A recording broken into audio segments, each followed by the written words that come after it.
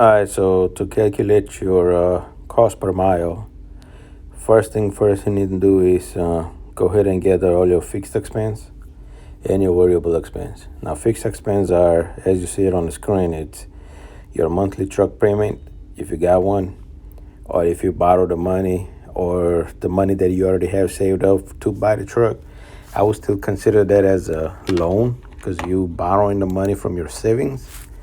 And I calculated to put it back into my savings that I borrowed to get the truck. Then you add your insurance, your whatever your monthly insurance is, your ELD service, your escrow account.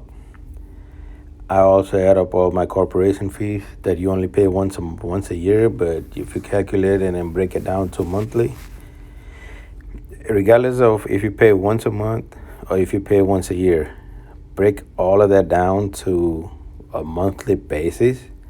That will give you a better idea of what you're looking at. Anything that occurs every month and the amount is the same, that will be your fixed expense.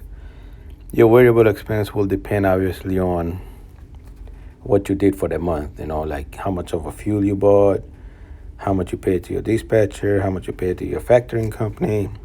If you got a fuel card, how much they charge you, what you ate, if you got driver, what you paid them as far as their salary goes, but what else you give them, like, if it's a box truck, you might buy it, get them a room or whatnot. So anything that's not the same month to month, that will be your variable cost. Add all that up, that'll give you a total expense for the month.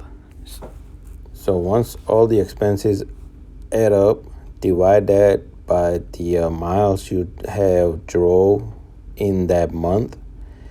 That'll give you the cost per mile. Again, divide total expense.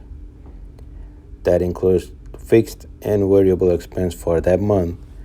Divide that number by the miles you drove in that month. That will give you the cost per mile.